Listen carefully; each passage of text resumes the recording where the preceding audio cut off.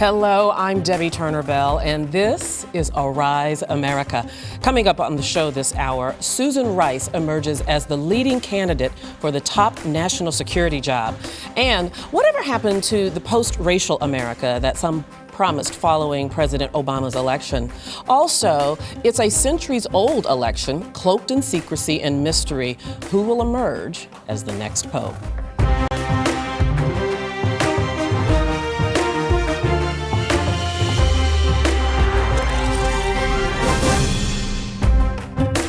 Broadcasting live from the heart of New York City to the U.S. and across the globe, this is Arise America.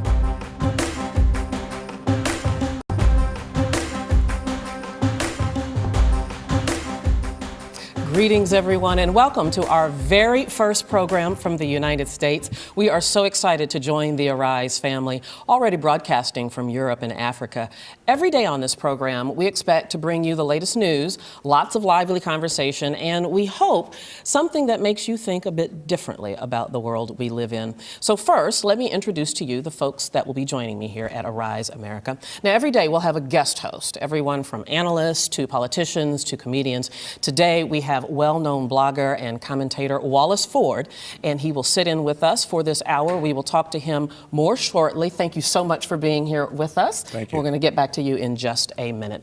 But next, we also have Christina Brown, just to the left of Wallace. She is a veteran journalist and well-known for her work at MSNBC. Christina will be front and center with me every day. So, Christina, tell us a little bit about what's coming up on today's show. Well, first of all, I have to say it is a wonderful honor to be here. So glad we are finally kicking this off.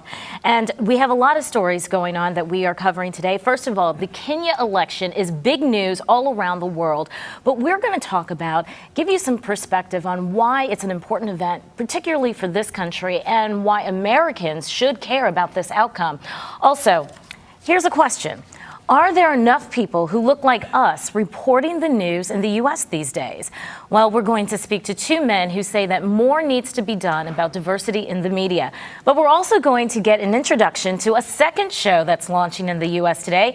That's Arise 360 Entertainment. That's all coming up. So no shortage of news. We got a lot to say. That's right. All right, Christina, we'll come back to you in just one second. We also have a business team, and they're going to keep us informed about what's happening in the markets in the world of business and finance. So let me introduce to you Chitra Nabat and Andrew Smerts. Hello, you guys. Andrew, hello. What do you have for us today? Hi, Debbie. So excited as well to be here. It's been an amazing few weeks running up to this debut. Thank you for coming back from London for the show.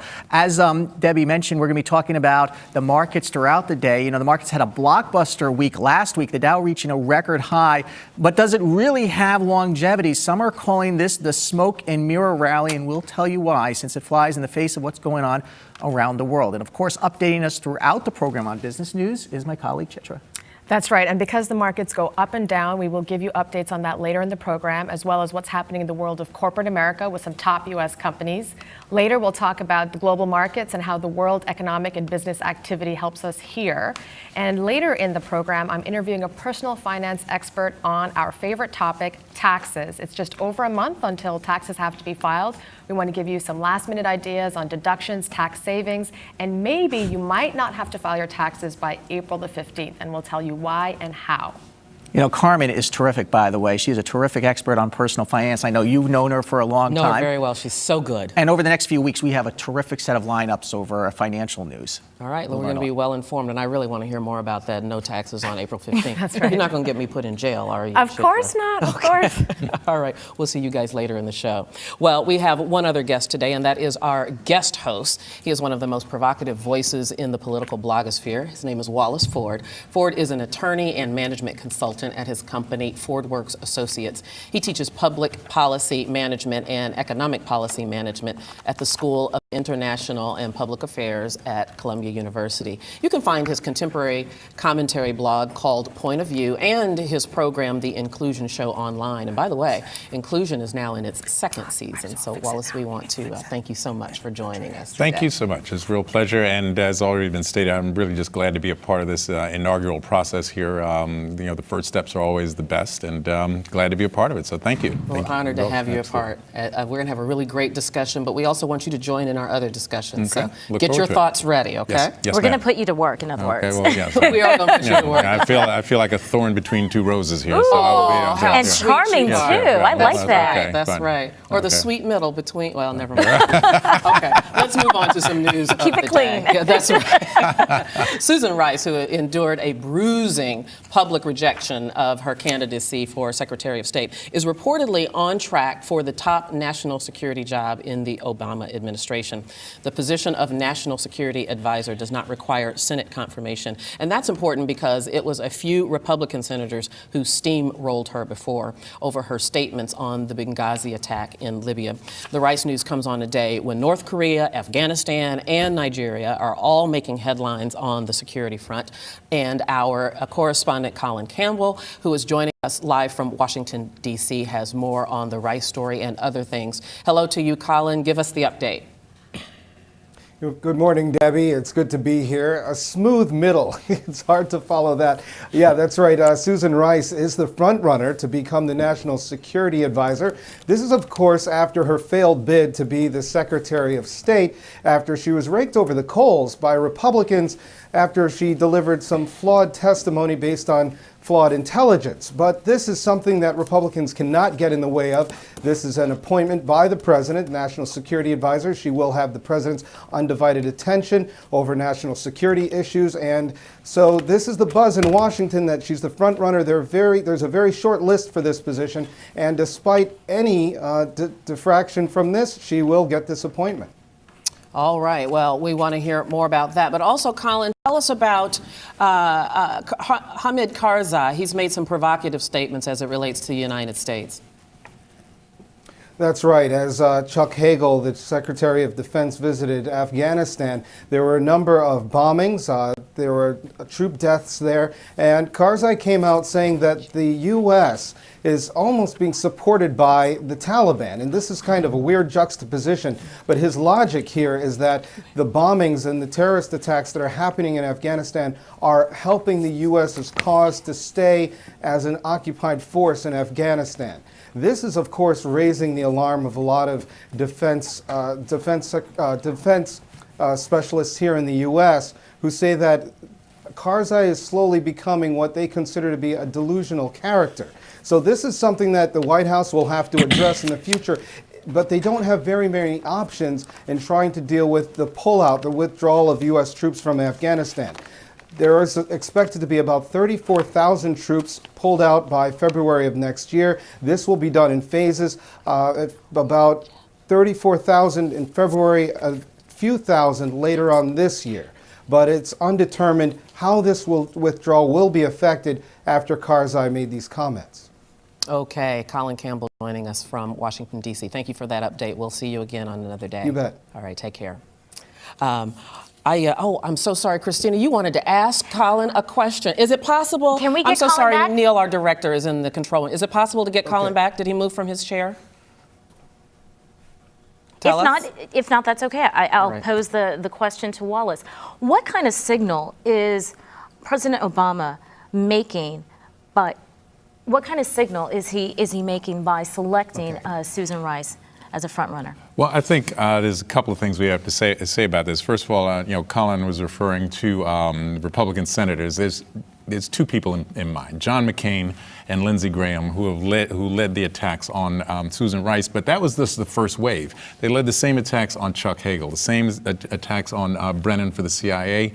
They gave their colleague John Kerry a pass. But this is all part of a pattern of being obstructionists and being negative and doing everything they can to delay and hold back the Obama administration at every turn. And so we have to be real clear on what the basis of the opposition for Susan Rice was. It wasn't the Benghazi statements. It's because she was part of the Obama administration. Having said that, I think, and I think it's a good signal that President Obama is giving, which is he's saying, well, basically, we're going to make a decision that doesn't require Senate approval, as Colin correctly mentioned, and we're going to put her in a most senior position with respect to the foreign policy and security policy of the United States. And so I certainly commend the president for that, and I think it's a good sign. too much political capital spent on making this kind of move? No, not at all. I think this is we've seen ever since the November 6, 2012, Barack Obama has been exercising more and more of his political power as president, and he's acting presidential. This is what presidents are supposed to do. You know, he does not report to John McCain. He does not report to Lindsey Graham. He reports to the American people. The American people reelected him by 3 million votes. Thanks, Wallace. Okay. Debbie? Yeah, it's going to be so interesting to see what it says. We want to talk a little bit about Kenya. We have our anchor who is from the London show who's going to join us in just 1 second. But I'm just curious, Wallace. Of course, there was the big national presidential election, and it was not an unflawed election. So get your thoughts together for that. We're going to go to Jeff Koinange and. Okay. Oh, we don't have him yet. Excuse me. But before we do, you know, on that note, I mean, the coverage that you and Jeff provided, more than a week waiting for these results, what kind of tone does that set as this new president gets ready to take office? Okay. All right. Well, you know what? It sets a very interesting tone, and that's something for us to talk about. But I do understand in the magical voice in my ear that does not mean I'm crazy. That we do have. Oh, him. we do have him. Yeah. Let me Okay, set great. him up. Let me just give you a little bit of a background, okay? Give you a little context here. That, you know, of course, a new president has been elected in the second largest economy in Africa, and that is Kenya. His name is Uhuru Kenyatta, and he won by the narrowest of margins, a razor-thin 50.07%. And by the way, he needed 50% to avoid the runoff election, so he just barely did that. Kenyatta's victory comes after 5 years after widespread violence following the 2007 presidential election that resulted in the deaths of more than 1,000 people. Now, Raila Odinga, Kenyatta's main opponent, has vowed to challenge the election results in court. But in the meantime, actually, Kenyatta is going to be very busy in his early months because he's also facing charges of crimes against humanity before the International Criminal Court at The Hague. Kenyatta will be the first sitting head of state to face charges before the ICC. So joining us live from London is co-anchor of the Arise News Hour, Jeff Koinange, who not only covered this election, but also voted in the election as a Kenyan citizen. Hi, Jeff. How are you? Pretty good, Debbie. Congratulations on Arise America. Looking good there. Oh, thank you so much, Jeff. You know, but first of all, let me just ask a couple of logistical questions. So, Uhuru Kenyatta was declared the winner after a week's worth of counting on Saturday. So he is the next president. When will he be sworn in? And what is the next step if, in fact, Raila Odinga does move forward with his threat to challenge the election results? That's right. Okay, Debbie. Yeah, you put it most in context. But President-elect Uhuru on Saturday got his official certificate from the Independent Electoral Commission. That means they approved that he did get the required amount in the first round. So the next step, well, inauguration is set for March the 26th. That's 2 weeks from tomorrow. However, if Uhuru Kenyatta's rival, Raila Odinga, goes ahead with his petition, because he is questioning the legitimacy of that count. He says there were a lot of inconsistencies, a lot of fraud in that election. If he does go ahead and petition for that, well, the Chief Justice said he is ready and willing to hear it out, and he's already appointed a 6-judge panel. They will hear it out and draw their conclusions within that 2-week period. Whichever way, depending on how that ruling goes, either they'll rule for Uhuru Kenyatta's win, or they'll decide otherwise. But for now, the inauguration is set for March the 26th, Debbie. So, Jeff, what is the public sentiment? Because Raila Odinga has questioned the election results, of course, there were all these calls to remain calm, to remain patient while the counting was going on, and now we have this contesting of the results. What's the sentiment of the people? Are people getting restless? Is there violence popping up anywhere? None whatsoever, Debbie. And I literally flew back to London today, so I was there throughout the whole period. And it was extremely calm, extremely, people were so happy that they had gone through that amazing process, especially on day one when millions, literally millions, showed up and voted and then waited patiently, calmly for another 5-6 days until that election result. Raila Odinga made his called a press conference on the same day that Uhuru Kenyatta was made president-elect, and he said he would petition, he would be moving to the courts. But the people still said, look, we've had this period, we did what we need to do. Yes, Raila Odinga got 5.3 million votes, Uhuru Kenyatta got 6.1 million. Let's move on for the most part. That's what most analysts and political pundits are saying. Let's move on. And many Kenyans agree with them too. They all say, look, we've gone through this milestone, this period. We don't want to go back to what happened in 2007, 2008. Let's just move on. The next couple of days, Debbie, are key to see whether Raila Odinga follows through with his petition. Okay, Jeff, we have a guest co-host here, and he'd like to ask you a question. I'm just going to sensitize Neil in the control room that Wallace has a question for Jeff. So, Wallace, go right ahead. Yeah, just a quick question, Jeff, and I'd certainly appreciate the information that you're providing to us. But the question comes up so far, and it probably is a little early, but has Mr. Kenyatta given any indication of reaching out to the opposition at this point in terms of trying to form some kind of fusion or coalition government to try to bridge the gap where obviously there's a real divide that takes place here? Do we see any reaching out at this point on his part? We have indeed, actually. You know, he gave his acceptance speech about a couple of hours after he got his official certificate. And one of the first things that Mr. Kenyatta did was reach out to his opponent. In fact, he says, to quote him, he said, "To my big brother Raila Odinga, I reach out to you," literally extended the olive branch, saying, I want to work with you. You fought a good fight. Let's move on with our nation. Kenyans have been sitting on tenterhooks on the edges of their seat, and it's time to move on. Literally reaching out to him and saying, we shall work together. Kenya is bigger than any one individual. And let's unite, because it was a deeply divided election. Let's face it, it was Kenyans voted along ethnic lines. But his speech on Saturday was considered a good start because he did indeed reach out, and he's continuing to reach out. Even his deputy president, they kept saying, look, let's move together, let's work together, let's start building this country, let's take this country to where it's supposed to be. So good signs at the beginning. All right, Jeff Koinange joining us live from London. Thank you so much for that update. And Jeff, I know that you voted in this election the first time you voted in your life. Congratulations. That feels good, doesn't it? Thank you. All right, we'll see you later. It feels great, Debbie. I tell you, I still have the indelible ink mark on my finger still there. Absolutely. Great Wear feeling. in good health, my friend. We'll talk to you later. We're going to continue this conversation, but I want to tell you about the statement that was issued by the U.S. Secretary of State John Kerry. The statement reads as follows. Kerry said, "On behalf of the United States of America, I want to congratulate the people of Kenya for voting peacefully across the country. Kenyans turned out by the millions to exercise their most fundamental democratic right. We strongly urge all parties and their supporters to peacefully address any disputes through the Kenyan legal system." So joining us now from Washington is Ivan Elan. Elan is a senior fellow and director of the Center on Peace and Liberty at the Independent Institute, a nonpartisan think tank. And here in New York, in addition to our guest co-host, is Milton Alamadi, who is the publisher of the Black Star News. And I want to thank everyone for joining us. And do we have Ivan on the line?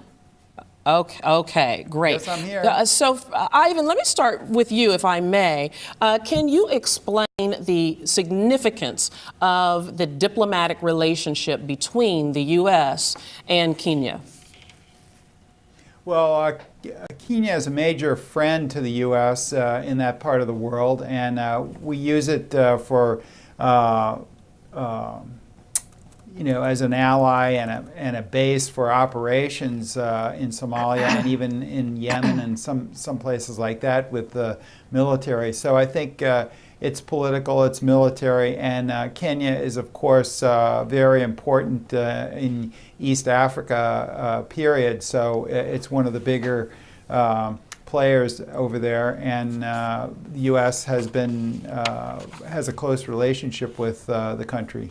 Milton, I'm going to come to you in just a second, but one more question for you, Ivan, while I have you right there. It seems as if, well, first of all, that region of the world of East Africa seems to have been relatively stable as it relates to the U.S. However, it seems to be destabilizing a little bit with the increased activities of Islamic extremists like Boko Haram. Do you see a disturbing trend of what's happening there?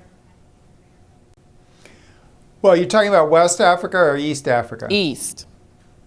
Yeah, I think the U.S. has, unfortunately, the policies have destabilized the area a bit. There have always been Islamic fundamentalists going back to the last century and before that. And so I think the problem after 9/11 is that the United States sees every Islamic person, or Islamist person, if you will, as a threat. And some of these groups that are radical are localized. The Shabab in Somalia, which is what we're mainly fighting through the Kenyans.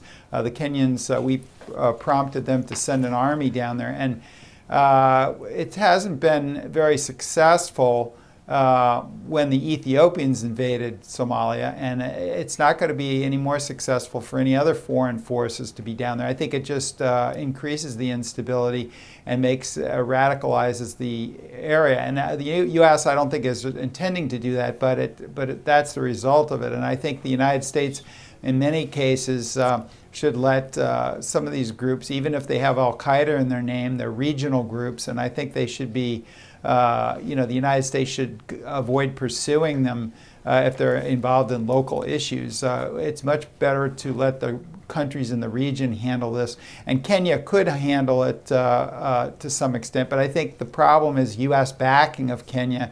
It tars the Kenyans with being a U.S. lackey and that sort of thing, and I think it's destabilizing for the region. So it's possible to contain these regional Islamist movements, the radical movements, but because I think they're mainly interested in local issues. But I think the U.S. should really bow out of it and let other regional countries take the lead. Ivan, Christina here. In light of the fact that Kenyatta faces charges at the ICC,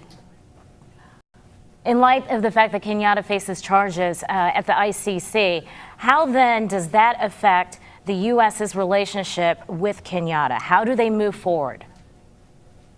Well, I think the United States and other countries, such as the European countries, are planning to, treat him as the official leader, but not have they'll do the bare minimum contact with him because he has been tarred by this indictment. Now, of course, it isn't an indictment, and he is cooperating with the process. He says he's innocent, and I think most people believe that you're innocent until proven guilty. That's how most of the Western legal systems work, and I think that should be followed. But the real question is, this International Criminal Court sometimes seems like a good idea, but there's a downside, and that sometimes that embattles leaders, and it may not be in this case as much, but when you have a dictator, it paints them into a corner, and then they can do things, and even Kenyatta may do things if things don't go his way. And I think it's also very curious that the United States, at least, is dealing with the leader of Sudan much differently than it's dealing with this problem, because Kenya is an ally and Sudan is not. And of course, the leader of Sudan has also been in trouble with the International Court, and we have attempted to isolate him rather than working with him. In this case, we're going to work with Kenyatta, but probably at the bare minimum. All right, Ivan, I want you to sit tight. We'll come back to you in just a second, but I want to bring Milton Alamati, who's here in the studio, into this conversation. Right. And I want to ask you just a real unvarnished question. Mm-hmm. I know that you believe the average American should care about what's happening in Kenya, that we should be paying attention to this election and its consequences. Explain why. Because at the end of the day, if there's utter chaos in Kenya, guess who will have to be involved in trying to resolve it. Either the United States or the Brits or any of the other major countries with the capability of either sending an intervention force or financing an intervention force. So that's the worst case scenario. But on the more positive end, Kenya is actually a huge market for the United States. It's an increasing market. It's an growing market. It's the largest economy in East Africa. So therefore, stability in Kenya is critical. And then tourism is a huge industry. If you ask the average Americans, where do they go when they want to visit an African country? It's most likely South Africa, and then it's Kenya, and then it's Botswana, and a couple of other countries. So, and Americans interact on a regular basis with Kenyans because Kenya also has a highly developed tech industry, high tech, such as similar to Ghana. So there's a lot of interaction. So I think Americans do actually care about Kenyans. And also, let's just cover this issue about Kenyatta facing the crimes against humanity charge in the ICC. First time in history, a sitting head of state will go before the court in The Hague.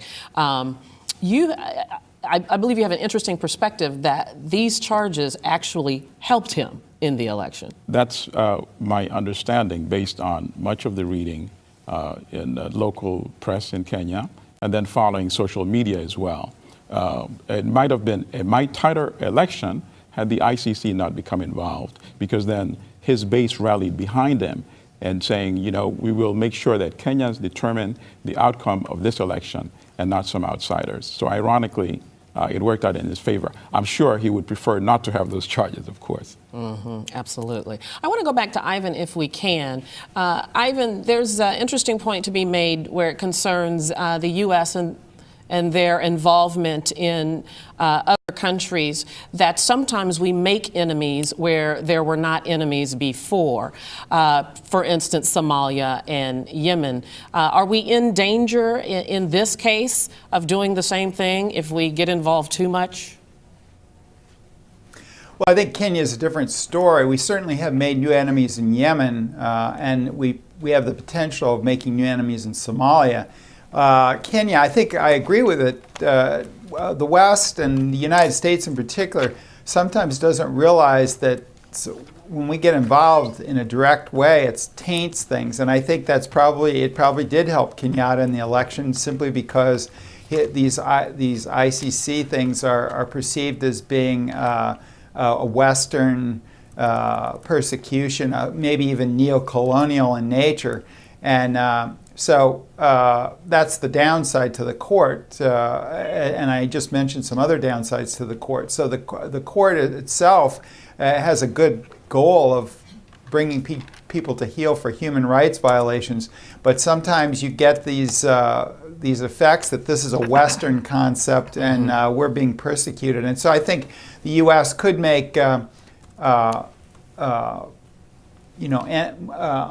enemies if they get too involved in an overt way. And I think there's a big difference between having commerce and tourism with a country and getting involved militarily and having to destabilize it, or you try to stabilize it, and usually what happens is it destabilizes it. So I think we've seen that with Pakistan, right. Not in this area, but other countries as well, that the United States has tried to stabilize and can't come up short. And I think we see that in Afghanistan as well. All right, Ivan, I hate to jump in. I'm so sorry, but we're going to have to. The U.S. should be a little bit cautious when they're doing that. All right. Ivan Elam joining us live from Washington, D.C. Thank you so much. We'll leave it right there for now. We appreciate your perspective. Also, I want to thank Milton Alamati for joining us as well. Thank you so much for our time. And Wallace Ford is still here with us. We're going to have to get a word in edgewise. We've got some pushy ladies here at the desk. I'm learning. But before we close off, just there's one thing is that we're sitting here in New York City in the United States, and we're talking about electoral difficulties in another country. And there's some legitimate concerns. Right. But let's remember where where we are. The national election was actually stolen in the year 2000 by the Republican Party and confirmed by the Supreme Court of the United States. Right. There's over 26 states have filed legislation to restrict people's rights to vote during this past presidential election. Right. And even though a lot of that was overcome, we right now have the Voting Rights Act of 1964 under attack in front of the United States Supreme Court. So before we get on any high horses here in the United States, I think we need to understand that there's a lot of cleaning up to do right here at home. And there's work to be done in Kenya and a lot of other places in the world, but let's not forget about what's going on right here. Absolutely. one You made is an excellent untarnished. point. Absolutely. Yeah, it's a little bit of the pot point. talking to the kettle. Is that right? Yeah, there you go. Yeah, we'll talk more about that in Okay. just a minute. We're Okay. going to continue our talk with Wallace Ford and why the concept of a post-racial America following President Obama's election really hasn't materialized. Christina? And later, the Cardinals are heading into the conclave. What are the chances of an African pope or even an American pope will emerge? We'll speak with a Catholic priest and a religion professor on what might be happening in secret. And later, where is all the diversity on cable news? Arise America is coming right back. Shameless plug.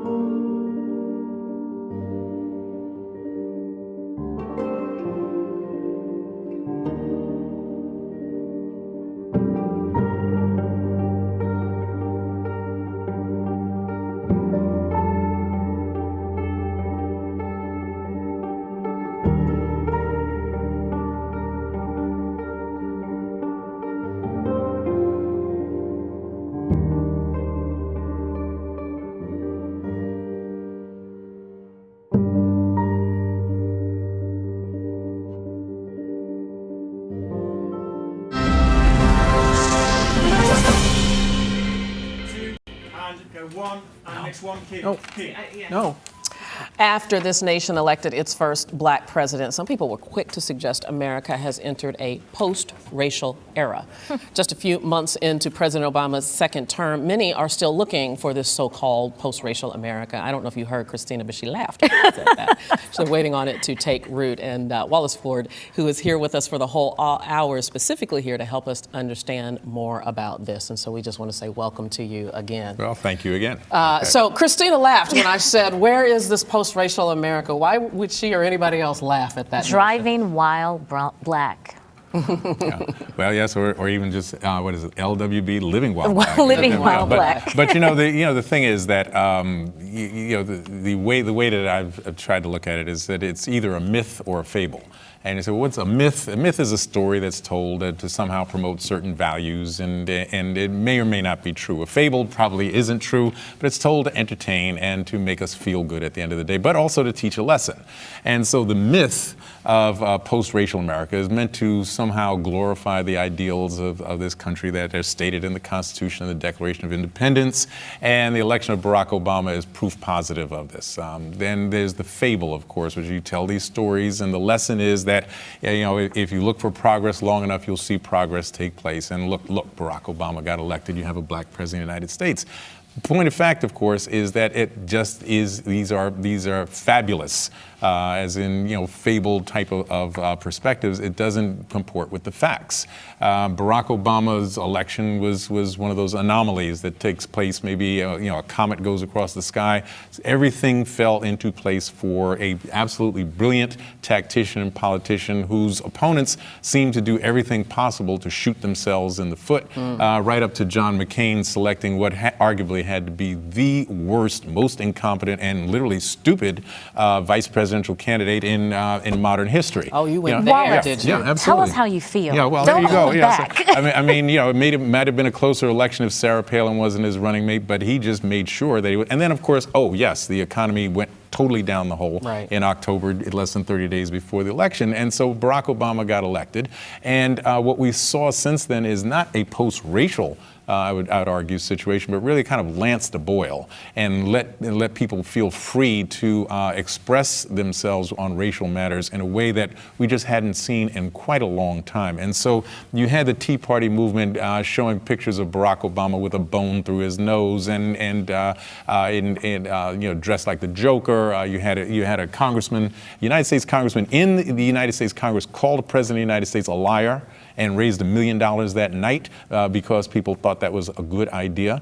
He's been called shiftless. He's been called lazy. I'm trying to think what else is left. And remember, the GOP regularly during his first term called him the worst president in the history of the United States. Which means they forgot about George W. Bush, just for starters. So this concept of post-racial America, taking it out of the political world, if you will, and now we're in corporate America. Is that an opportunity for those in the position to hire, fire, recruit? Is that an opportunity for them to say, we no longer should be compelled to look for a certain demographic to represent our staff, our employment? Is it a pass? Is it a pass? Exactly. Well, Christina, Debbie, I mean, that is the point. That's the problem with it. I mean, people are entitled to their fantasies, but when they act on them in this way and say, well, we don't need to worry about, diversity. It's not an important issue anymore because it's all taken care of. If there's a black president, it's all good now. And so we can go back to the ways of basically promoting white male supremacy is what you see in a number of instances, and everybody's comfortable with that. You really, it's hard to believe that you actually have a United States Supreme Court Justice, Antonin Scalia, say that the Voting Rights Act is another example of racial entitlement.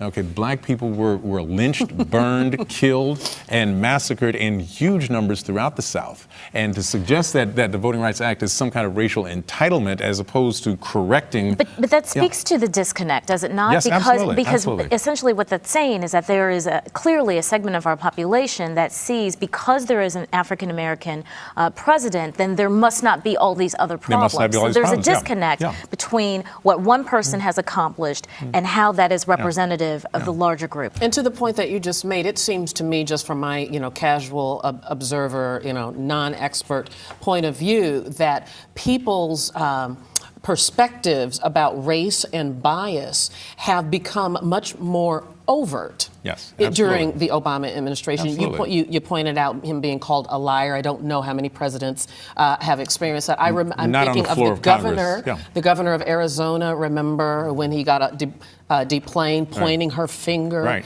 Who would ever do that to the sitting president of the United States? No. It is. You're absolutely right. And I think what we're looking at this point is and people are taking the opportunity to say, well, because there is a black president, we really don't have to concern ourselves with these real areas of progress. Now, taking into account that certainly in the national black community that there's a lot of pathologies that involve self-inflicted wounds. There's no question about that. But having said that, every indicia, whether you're looking at infant mortality rates, life expectancy, educational levels, incarceration levels, all of these tell us that there's still a great disparity between the condition of black Americans and the rest of this country. And unless and until people take concerted efforts and efforts that have to be sustained, and this is the real danger that we have to be concerned about, which is that people, you don't change several hundred years of regression with a couple of decades of progress. It just doesn't work that way. Or with one African-American Or president. exactly. President Obama is not the president of Black America. He is the president of the United States, and in 2016 there will be another president.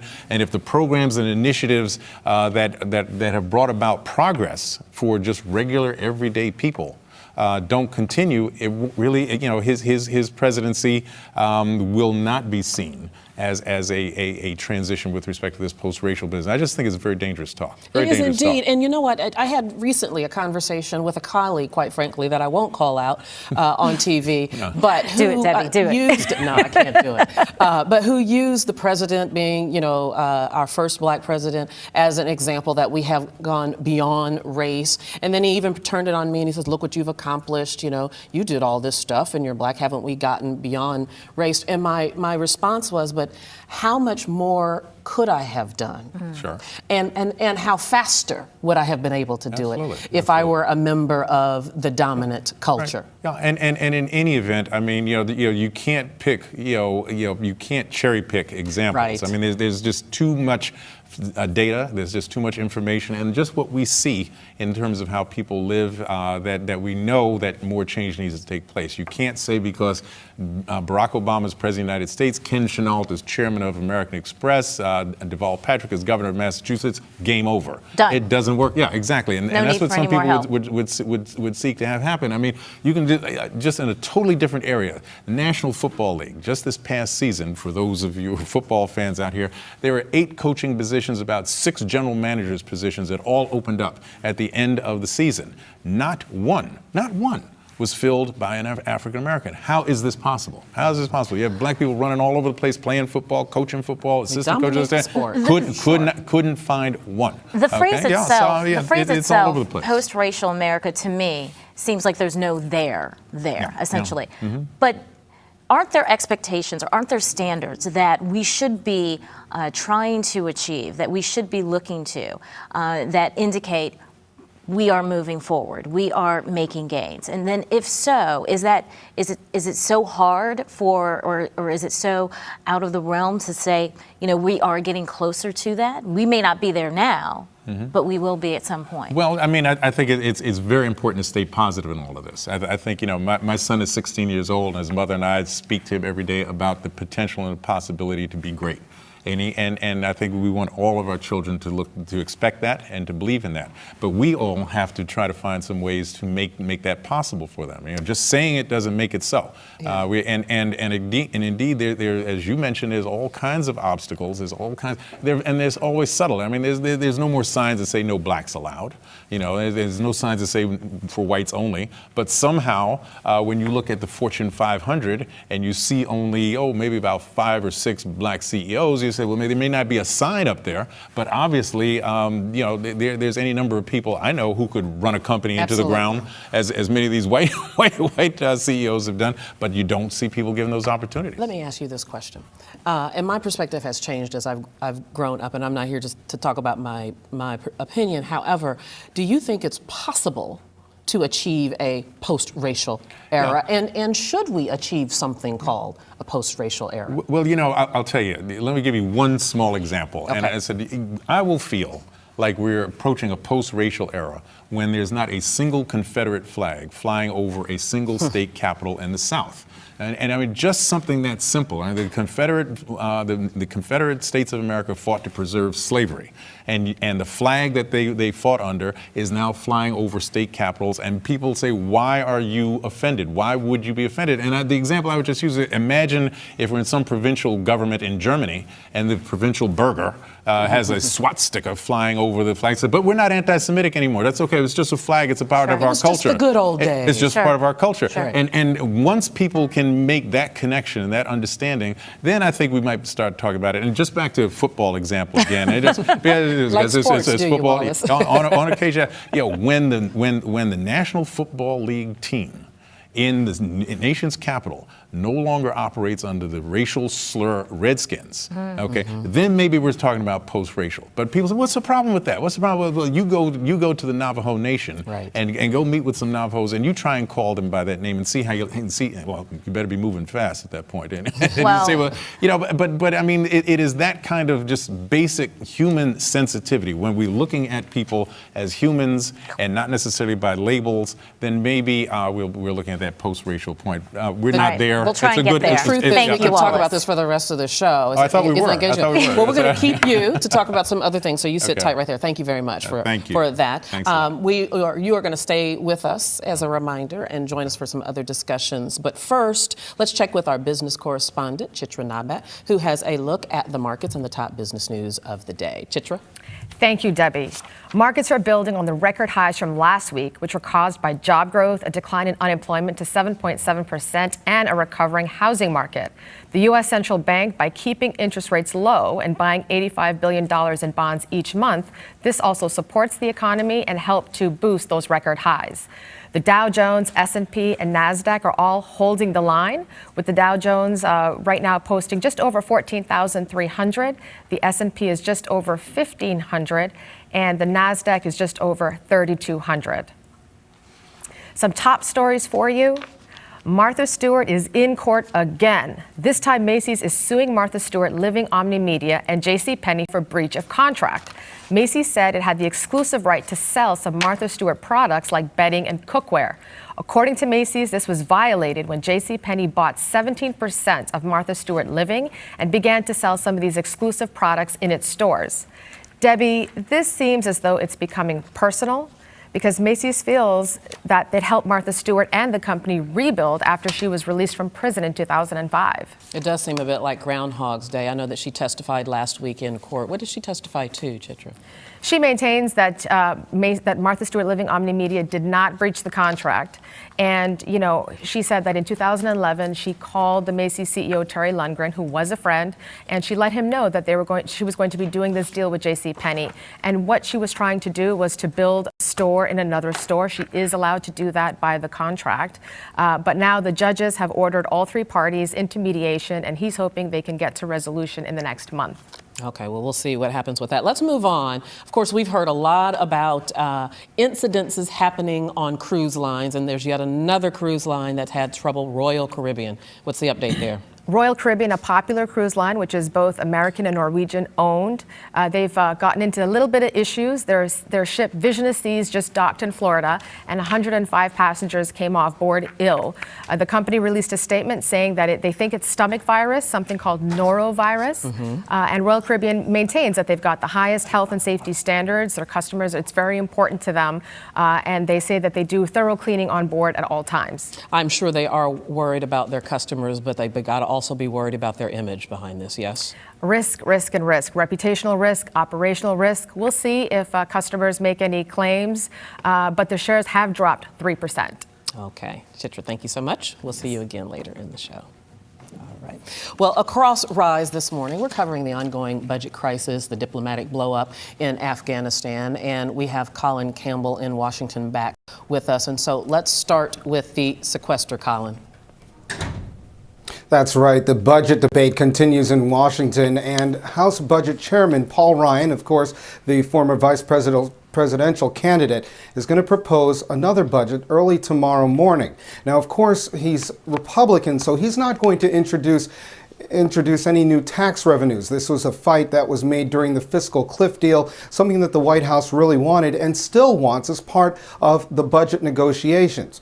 This is where you see a major sticking point between Republicans and Democrats, is the introduction of more tax revenue increases and spending cuts. Republicans just want spending cuts. They do not want to rebattle the tax revenue debate that was done during the fiscal cliff deal. They feel that the budget could be balanced simply by making tax cuts. Ryan says that he has a plan that can balance the budget by the year 2023. The White House disagrees. All right, Colin, tell us a little bit more about this case in Ohio where two African-American teenage boys are going on trial for allegedly raping a teenage girl. It's made national headlines. There's video on YouTube. What's up with this? Well, of course, this is raising a lot of eyebrows here in Steubenville, Ohio. This is a town of about 18,000 people. And the reason why this case is so polarizing is, one, there's a racial factor here. You have two African-American gentlemen who were accused of raping this young white woman. So that's one issue there. Another, like you said before, there's video on YouTube. Years ago, this wouldn't receive as much attention because it wouldn't be all over social media. But there were other members of the football team that these two boys were a part of showing video and posing in pictures around the scene of the alleged crime. So this is something that's really raising a lot of attention in the town. The case is expected to carry out over the next 3 or 4 days. And the prosecutor, the original prosecutor for the case, had to step down. This kind of gives you an idea of how small the town is or what type of community this is. The original prosecutor had to step down because her son was a member of the same football team. So the prosecutor had to be replaced. And again, this is supposed to carry out throughout the week. A very polarizing case in Steubenville, Ohio. All right, Colin, thank you for the update on both of those. We appreciate that. We'll see you again. All right. Now let's go over to Christine. Well, Debbie, this will be a huge week for Catholics with the news that the papal conclave is set to begin Tuesday after Pope Benedict XVI resigned last month, the first time in 600 years in the history of the Catholic Church. Now, in a moment, we'll be speaking about what to expect from the conclave, and we'll actually handicap the election. But final preparations are underway inside the chapel for the conclave, and the eyes and the hearts of the faithful are all fixed on Rome as they anxiously await word of their new pope.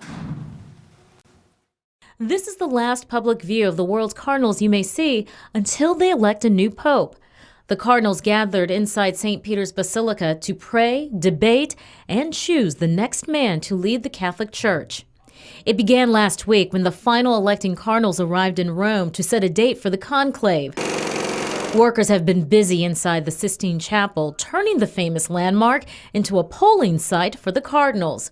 These are the stoves that will burn the secret ballots after each round of voting. One for the burning of the ballots that you saw, and the second one for the chemicals that will indicate the black or the white smoke. But everything hasn't been in divine order.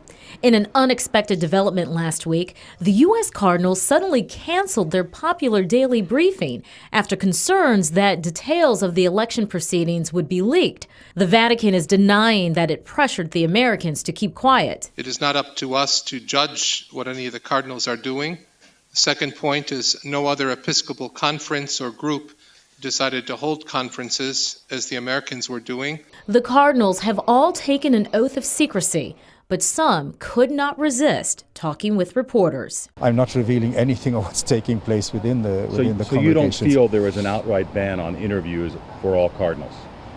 No, I don't feel that is the case. However, that does not stop the rest of the faithful from revealing who might be pope, or in some cases, who they want. We need to be forward-looking and see how the world and people are changing. The other thing that I think the cardinals are looking for is someone who can reform or reorganize the Vatican Curia. What they're looking for is Jesus Christ with an MBA. So who might that be? Here's a quick look at some of the hopeful popes. 71-year-old Cardinal Angelo Scala of Italy. Scala was named the Archbishop of Milan in 2011, a prominent post in the Roman Catholic Church. He started the Oasis Foundation in 2004, which helps bridge a dialogue between Christians and Muslims. 64-year-old Cardinal Peter Turkson of Ghana is one of several African cardinals in the running for the papacy. Turkson is currently serving as the president of the Pontifical Council for Justice and Peace after being appointed by Pope Benedict XVI. 70-year-old Cardinal Angelo Bagnasco of Italy. He is a two-time president of the Italian Bishops' Conference and has a history of taking a strong stance on church doctrine. Cardinal Peter Erdo, the Hungarian, is president of the Council of the Bishops' Conferences of Europe, and at 60 years old, Erdo could have a lengthy papacy, bringing stability to the Vatican. The former Archbishop of Quebec, Cardinal Mark Willett, is the head of the Congregation of Bishops. He is 68. Cardinal Francis Arinze of Nigeria was one of the principal advisors to Pope John Paul II and was considered papabile, the most likely to succeed the Pope. But at age 80, Arinze is 2 years older than Pope Benedict XVI was at the time of his election. German-Brazilian Cardinal Odilo Pedro Scherer is the Archbishop of Sao Paulo, the largest diocese located in his country. He is 63. 69-year-old Cardinal Leonardo Sandri of Argentina served as a chief of staff in the Vatican. He currently serves on the Congregation for the Oriental Churches, acting as a liaison with Eastern European Catholic churches. 67-year-old Cardinal Robert Serra of Guinea seems to be getting buzz as time goes on. Appointed Archbishop of Conakry at the age of 34, Pope John Paul II gave Serra the nickname the Baby Bishop. Cardinal Luis Tagle of Manila, a 55-year-old charismatic Filipino who served under then-Cardinal Joseph Ratzinger as a member of the International Theological Commission from 1997 until 2002. He hosts a YouTube series and has a Facebook page. And then there's Boston's Cardinal Sean O'Malley, who's viewed as a dark horse candidate. At 68 years old, O'Malley is tech-savvy and tweets regularly to his 10,000-plus followers. However, conventional wisdom says an American will not be elected pope. I have worn this uniform for over 40 years, and I presume I will wear it till I will die. And because I don't expect to be elected pope. That decision is now in the hands of the College of Cardinals as they play out a centuries-old tradition of electing the next leader of the 1 billion-plus Catholics worldwide. It'll take a 2/3 majority, that's 77 of the 115 elector cardinals required to elect this new pope. And joining us now are Dr. Michael Lee, an associate professor in theology in the theology department of Fordham University right here in New York. He teaches Latin and Latino studies. We want to thank you for joining us. I'll say Dr. Lee the first time, then I'm going to call you Michael for the rest of the time. Is that okay? Sounds good. All right. Also joining us is Father Gregory Chisholm, and he is a Catholic priest who is the pastor of the St. Charles Borromeo Church here in New York City. And you had a couple of other words for me to include in the name, and I forgot. It. Resurrection Chapel. Resurrection Chapel. So thank you guys for joining us. I want to go back. Christine told us in the story that we just watched several of the top the top contenders, if you will, for Pope. And I've even heard someone characterize the top contenders being not the Sweet 16, but the Sweet Sistine. Right. But run us through the 3 or 4 most likely candidates. Well, what's interesting about this time, as opposed to, say, last time, where you really did have in Cardinal Ratzinger a front runner, this time it's not so clear. However, most say that Cardinal Scola, Angelo Scola from the Archbishop of Milan, is that front runner, that in fact the early vote might be a referendum on him. Other leading figures, an interesting one is Cardinal Scherer of Brazil. And thinking about North America as well, Marc Ouellet, the Cardinal from Quebec. I would say those are 3 prominent figures that there's a lot of buzz about them right now. That's so interesting that you say those 3 because they're each from different parts of the world, and there's a very strong history of Italian cardinals becoming popes. Oh, sure, yes. And so one of the main questions is, will the cardinals want someone who's on the inside, who knows how the Vatican runs well, et cetera, and that would maybe lean towards an Italian figure. Then again, some might say you need to have someone who might be distant. A lot of scandals, problems at the Vatican. If there's a sentiment for reform, then you might see someone outside of Italy. Can I ask you just a quick question, which is just, as certainly a layperson, how does this handicapping even begin? In other words, nobody's campaigning. Nobody's, ostensibly trying to get the position. So here you are, or here we are as observers, and we're saying this cardinal or that cardinal's in the lead, and this one is. Where does this information come from? Yeah, well, journalists are trying their hardest and have been since the cardinals have gathered in Rome, and then you look at just human inclinations. Usually, you're going to have someone who the bishops know, who the cardinals know. I mean, so this someone is who's all been logical, involved. but so it's just basically everyone's guessing at this point. Oh yes. Yeah, okay. But they've had an opportunity to weigh in by giving statements and having meetings, etc. Over the last 8 years of the papacy, all of these front runners have been able to kind of emerge. So they have been in that. campaigning. Well, I don't know if they've been campaigning, but they've been. Usually there's the death of a pope. Right. And they're preparing for the funeral and the state pomp and circumstance. This time, Pope Benedict made his announcement 3-4 weeks ago. That's right. So there has been right. the opportunity to campaign if they're so inclined to do so. Right. I'm curious as to what the differences are with regards to what the cardinals might be looking for in this new pope as opposed to what the faithful might be looking for. I would think that there is a world of difference in that regard because the faithful are considering the issues that affect people more locally. So issues of worship would be certainly one. But then issues of economic development and peacefulness within neighborhoods, all of those kinds of things affect how the faithful view who's coming in. Is the person coming in going to help my church and help my experience of worship? Or is the person coming in simply a rehash of what's gone on in the past, perhaps? You know? And these are my words, so you don't have to take them, but isn't there perhaps a disconnect between what the faithful, what, as my boss calls them, regular Catholics want, and perhaps what the Vatican is looking for as a leader of the church? Well, I think that the issues facing often the cardinals right now have to do more with the governance of the hierarchical structure, you know? And that kind of set of issues, it can affect the faithful, but I think that would be something down the line. For instance, if you had someone who came in thinking that, well, we need to have a much more collegial church, well, that might open up a few doors. That might, for instance, open up the possibility that bishops would be chosen locally. You know, which boy, that would be marvelous. And there have been certainly a number of voices in recently. The former Archbishop of San Francisco was just talking to a forum where he was doing that. He was advocating much more collegial attitudes toward running our church.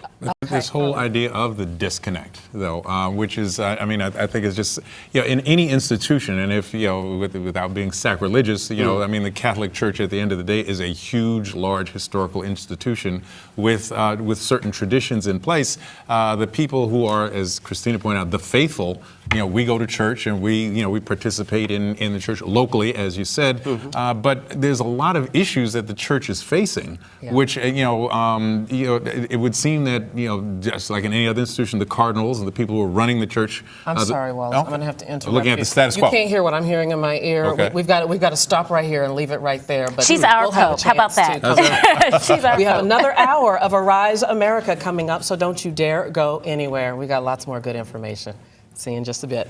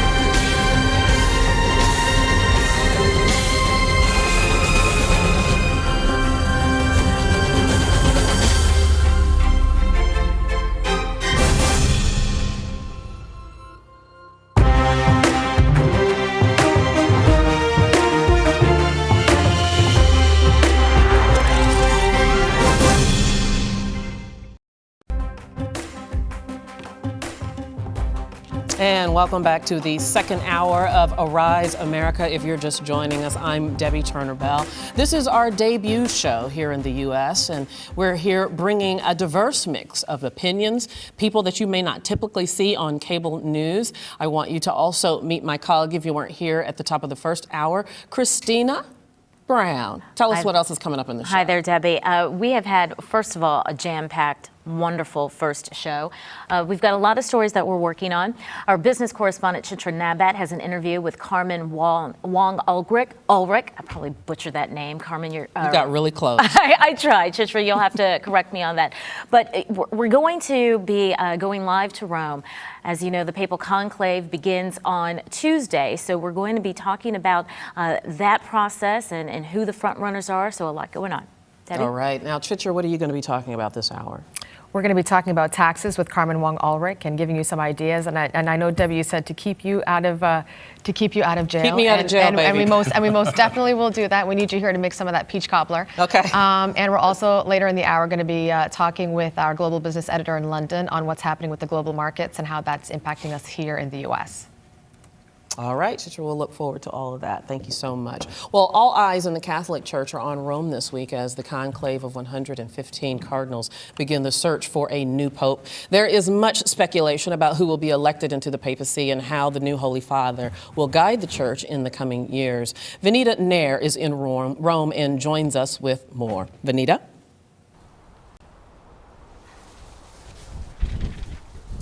Debbie, good morning for Rome, where the preparations, both spiritual and practical, are well underway. Over the course of the weekend, we saw them install the famous chimney where we will eventually see the white smoke. In the week leading up to this conclave, the College of Cardinals has been careful, thinking about the criteria they are looking for from the next pope. They're trying to decide if they want someone who is pastoral, a good communicator who can bring new members into this church, or if they want someone who is simply managerial, someone who can really get business done and help reform the church after so much abuse. Reporting in Rome, Vanita Nair, Arise News. All right, Vanita, thank you very much. Something very exciting I believe we have joining us from Rome is Archbishop Cardinal Wilfred Napier.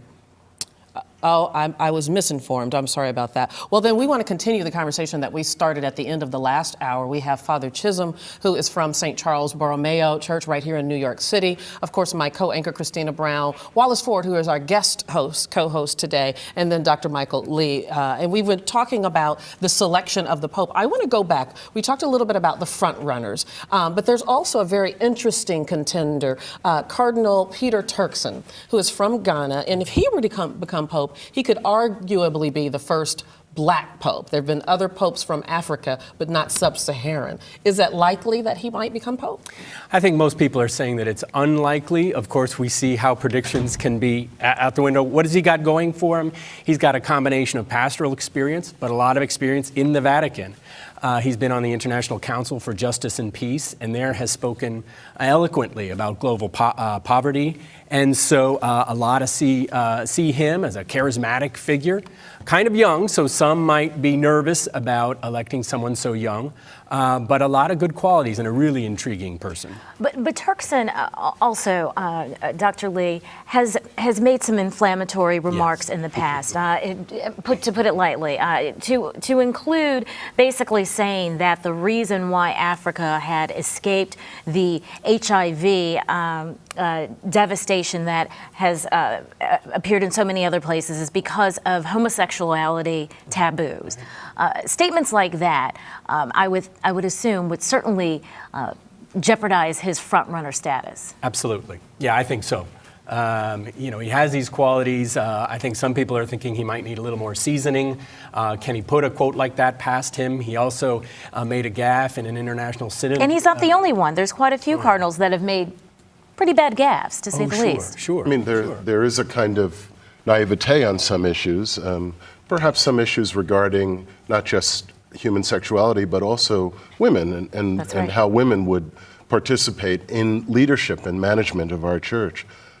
But I mean, you have to give the African bishops two very important supports. First of all, they're very in touch with the economic and development needs of people.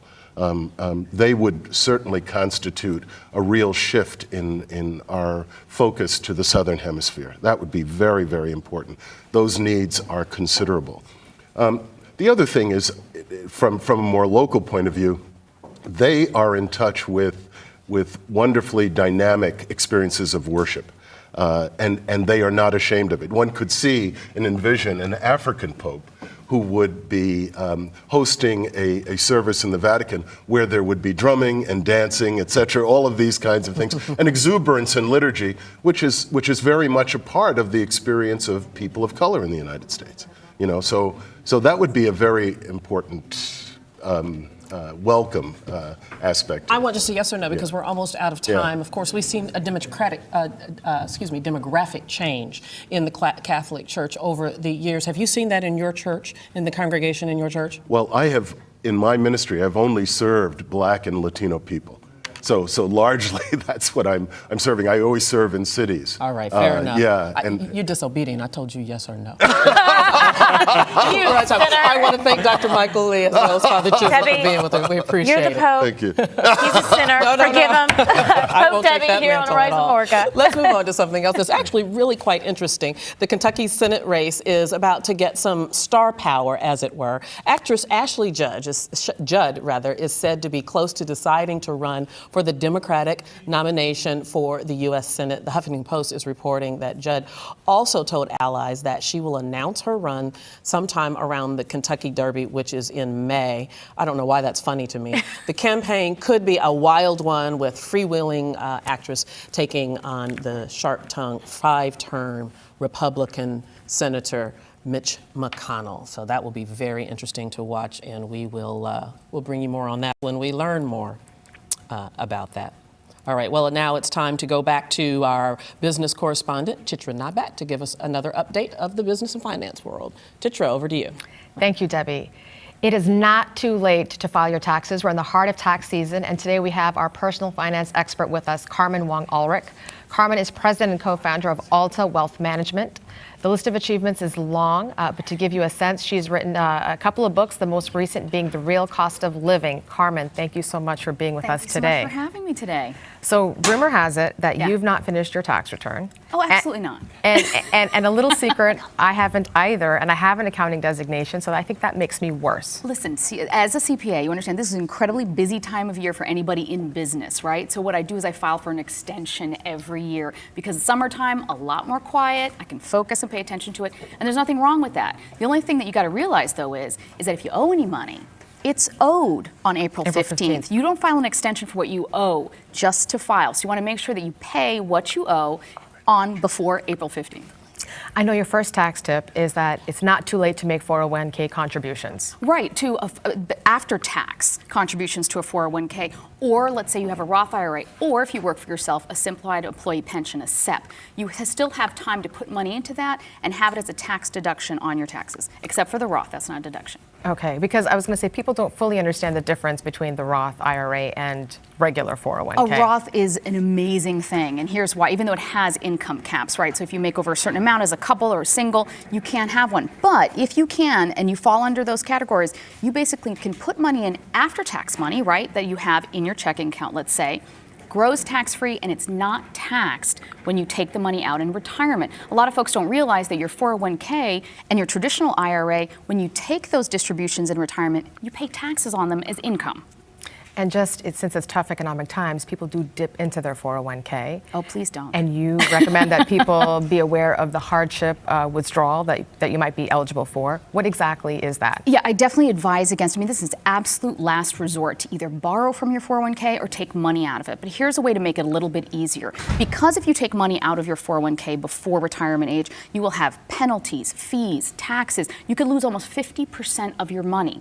If you are in dire straits, file a hardship withdrawal. And basically that's a need-based program where you can avoid the penalties and the fees, and that's going to really help you get some more of that money in your hands.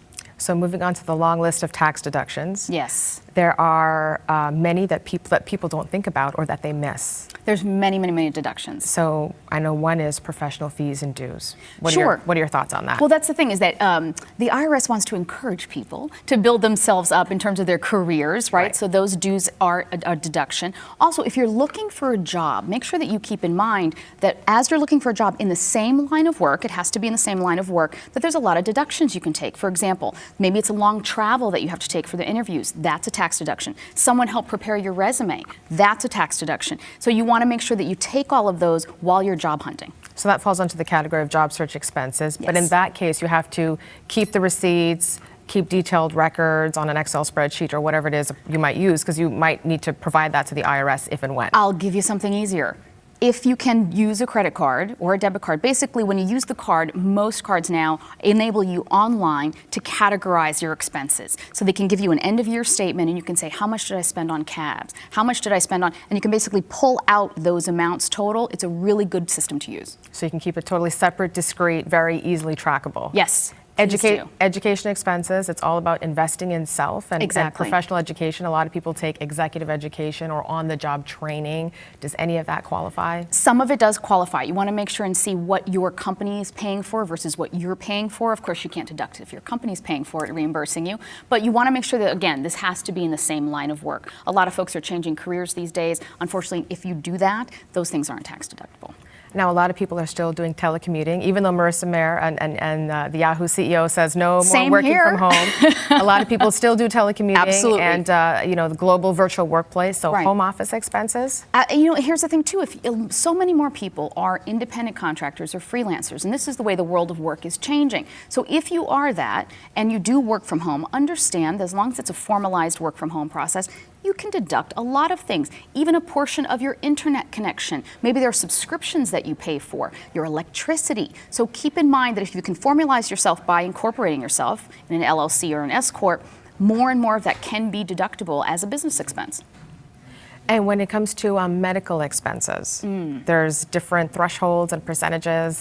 This percentage is changing. 2012 was the last year that basically you have to have more than 7.5% adjusted gross income in terms of total medical expenses. So that threshold can be actually pretty low, especially if you pay for your own healthcare coverage and you have an expensive illness and prescriptions. So 7.5% this year. In 2013, that's going to change. It's going to go up to 10%. So this is definitely a year to make sure you pull all those medical expenses together and have that as a deduction. And that ties into flexible spending accounts, which are known as FSAs. How does that really work, and how do people maximize that? Think of an FSA as a 401k style thing where it's pre-tax. So basically, if you end out this year and you've never had an FSA, but you have access to one and you say, wow, I've spent $2,000 on expenses, including, say, childcare. If I can get that in pre-tax money, that's instant 30% savings on your income. Sign up for the FSA. With every paycheck, they take pre-tax funds out to build this fund, and that's pre-tax money. So you'll get $100 that you earn as opposed to after-tax $70.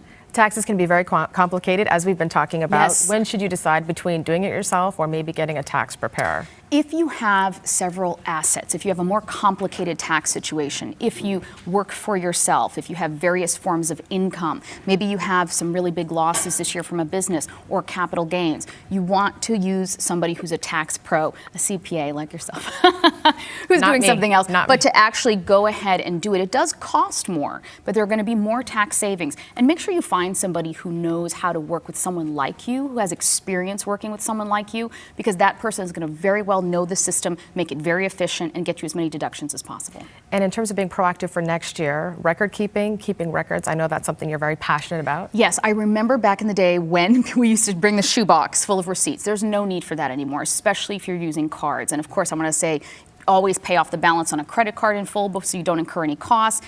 No fees, low fees. But by using a card, you can categorize all your expenses. And in that way, at the end of the year, instead of rifling through receipts, you can just go online and print out totals. It's super efficient. That's what I do every year.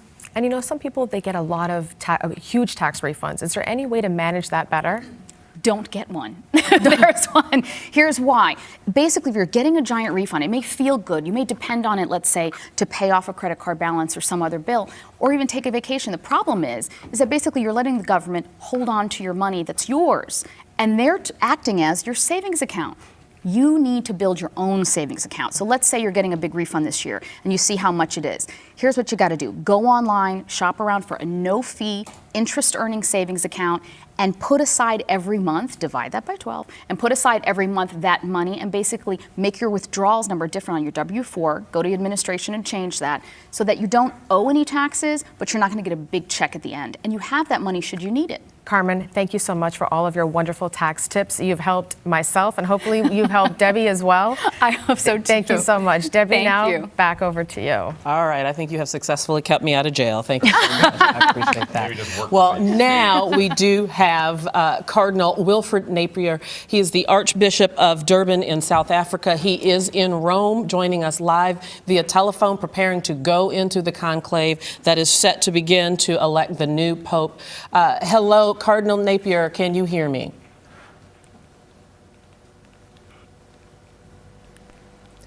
Yes, hello? Hello, Your Eminence. Thank you so much for joining us. I do so appreciate Hello? it. I know you're just a little bit busy. Are you all Hello right? there. Can you hear me? Cardinal Napier? Hello? Yes. Hi, this is Debbie Turner Bell with Arise America. We want to thank you for joining us. Good afternoon. Hello? Hello. I don't know if you can hear me. Say yes if you can hear me. It's pretty definitive. Let me try a question and see if we can get an answer with Cardinal Napier. Hello? I'm not sure that we can hear him. Should we sort this out and come back to Cardinal Napier? I don't think he can hear us. All right. Neil is our director in the control room. Neil, show. All right. Okay. All right. Let's move on right now. We'll sort that out so he can hear us because that's important when we do an interview, and we'll come back to him. Now, let's move on to our next story. Recently, we learned that news anchor Soledad O'Brien is leaving her post as host of the morning show Starting Point on CNN. O'Brien was one of the few highly visible journalists of color on the cable network. Her departure underscores a long-held belief that there is a disturbing lack of diversity in television news. And here to discuss the state of diversity in news media is Sri Srinivasan, Chief Digital Officer at Columbia University and co-founder of the South Asian Journalist Association. Also, we have Hugo Balta, who is president of the National Association of Hispanic Journalists, and we want to welcome both of you. Let's see, gosh, where do we ever start? I know. Let me start with you, Hugo. You just recently met with Jeff Zucker at CNN on Friday, is that correct? Yes, our association had a national regional conference in New York City, and part of the conference was a networking reception at the Time Warner building. CNN and Time Warner were sponsors of our regional conference this past weekend. Okay. Did you discuss, well, I'm sure you did discuss specifically the issue of diversity. I'm just wondering what he had to say, and did you raise your concerns about his recent hires in addition to the departure of O'Brien? Well, Mr. Zucker addressed the guests that we had on Friday. We had a brief chance to chat, but I could share with you, as he shared with our members, his commitment to diversity that began with his career at NBC Universal. He is a South Florida native, and I'm also a NBC Universal alum, and I had worked with him before. But he's fluent in Spanish, and he addressed the audience in Spanish first and then in English, so I wasn't aware of that. He's a South Florida native. But he reiterated CNN's commitment to diversity. He certainly applauded our relationship, our partnership, NHJ with CNN to that effect, and I look forward to working with him. Okay, fair enough, and it's good to know that he can speak Spanish. We want, of course, see that translated in the people that we see on air, and we're not really here to pick on CNN specifically, but Sri, tell us, have we moved forward or backwards in the last 10 or 20 years as it relates to diversity in news media? Well, short answer is probably not. We've not made the progress we need to make. But first, let me just note that this is wonderful. Congratulations to all of you on the first day of Arise America. And how I knew this was different was not just what you see here and all these wonderful people on the air, people of color, but also just in the green room. I'd never seen this before. They have clocks in all newsrooms, but this is probably the only newsroom in America where one of the clocks or two of the clocks are dedicated to Johannesburg and Lagos, right? So that tells you have a different mindset, not just racial diversity, but also international diversity and thinking in a global way, which is what we desperately need in American news. And this panel is very unusual. I'm often, when I'm on as a guest on a show, I'm the only person of color. And to be in a room where everybody's of a different background is wonderful. So to go to your question, I think that the American news media is now much more aware of the question of diversity, but it's striking how poorly we're doing. There are obviously more folks of color on the air, just kind of generally, if you added up all the numbers. But it goes beyond that. We also have to see how many producers and people of color are on shows, people who make the decisions. And my specialty and interest is in the digital realm, and we're just struck by how when you see all these startups and you see pictures of the newsrooms, you'll find very few people of color in them. So it's not enough just to have people in front of the camera, but in all parts of the news show. To that end, especially in light of bringing up social media, that lack of diversity that we see, particularly on air and broadcast and cable, does it make social media that much more influential and important because it allows essentially anyone to become a citizen journalist? Yes, I think it does, because we are now, I think news organizations should take this as an opportunity to bring in those voices. You can find, identify, nurture people without having to put them in front of the biggest show first.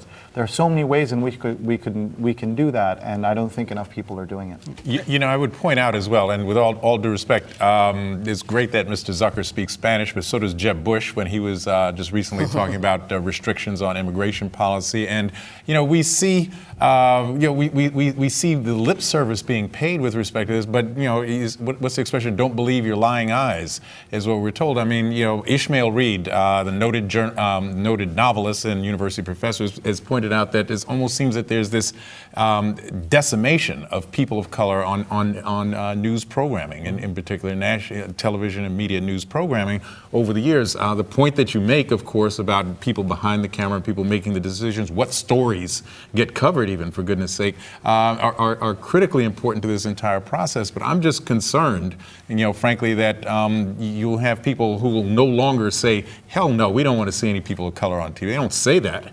But then you watch TV for a day and you say, well, the only way that that you're going to get on the air is if there is an Arise TV comes on, and other types of initiatives. I know I write a blog in part because that's the best way for me to get access to an audience. If I waited for some of the so-called mainstream organizations to get around, I'd be older than I already am. I agree with you. I think when we talk about diversity, and again, to point out Mr. Zucker speaking in Spanish, I think it at least shows a sensibility of that the Latino community is not just about language, it's about culture. It's certainly a Latino in the West Coast is very different than the East Coast. Absolutely. But I think it at least shows that there is some information that from his own experience in regards to the importance of that particular community. And in regards to diversity is not just the right thing to do, it's good for business.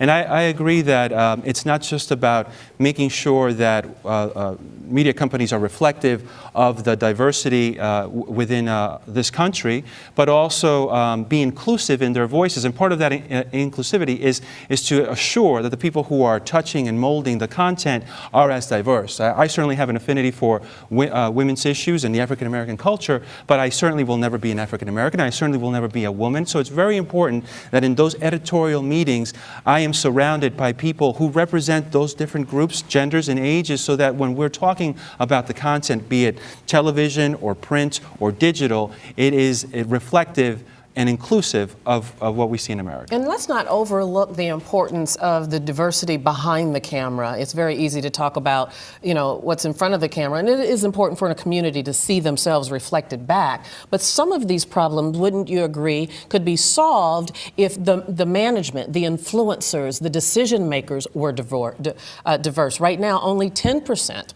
of management in broadcast journalism are people of color. To me, that's a more important problem than than the folk in front of the camera. And I can't believe I said that. But I think right? that you've hit upon something very important, and the work that NAHJ, the Hispanic journalists, the NABJ, the Black journalists, I'm part of a group called AJ, Asian American, South Asian journalists. We all have a role to play in this, reaching out as Hugo and his friends have done to make sure that people are aware of how do you get talent, how do you grow them, how do you nurture them. But I'd also say that we can play a role in this, and that is we should, for example, women. There are not enough women on panels, right? So not to do with television, but I have decided I'm not going to attend any featured panel which is all men, just as a rule. And I will call out people on this, and I will, and that has made a difference in a tiny, tiny way to tell people that it doesn't make sense for you in 2013 to have a showcase panel with 5 men on it.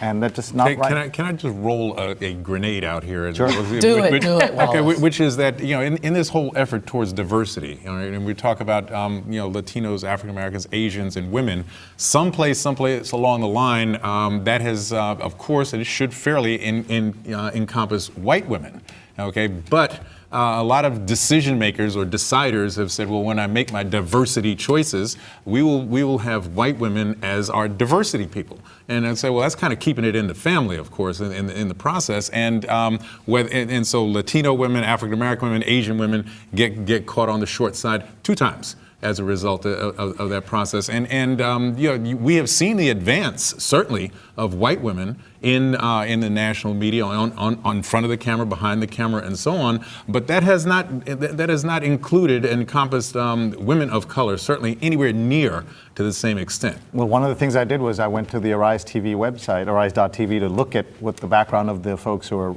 putting things together here. And of course, Lynn Pitts, who was a very senior person at NBC and another NBC alum, is on there, and lots of other very familiar faces. And I thought that's a great sign.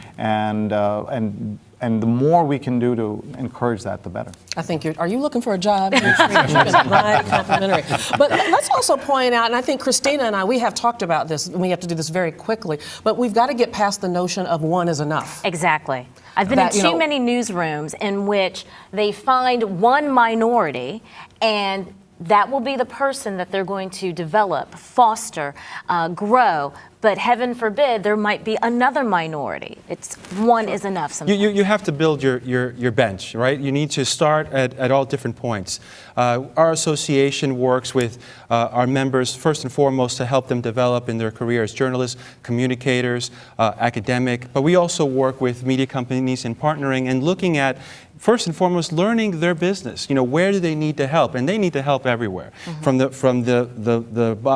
bottom, where you're getting interns, a diverse group of internships. They're networking, they're making connections and entry level, but also in management, in key management roles, mid-level and veterans. So it really starts with looking at what the need is, to your point, and it's not just a one, and this is the person that we're going to support and push, but looking at it as a very developed strategic plan that's for the short term and the long term. And I'm going to have to cut it off right there. The frailty of a television show is we do have time to, but you're right, it's a lively conversation, and there's so much more to talk about. I want to thank you, Hugo Balta, as well as Sri Srinivasan, and your application to the company has been duly noted. Thank you guys for being Thank you. Thank you very much. All right. Well, still ahead, we'll check on the markets here in New York and London, and we'll meet our Arise 360 hosts. Who are they? Stay with us, you'll find out.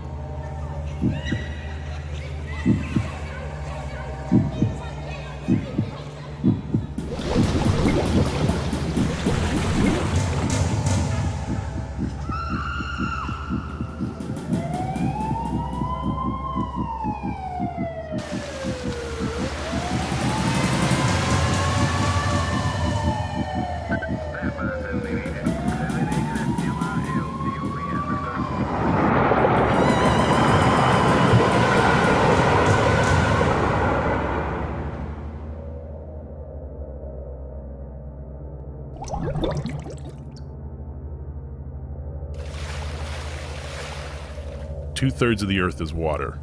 Can you swim?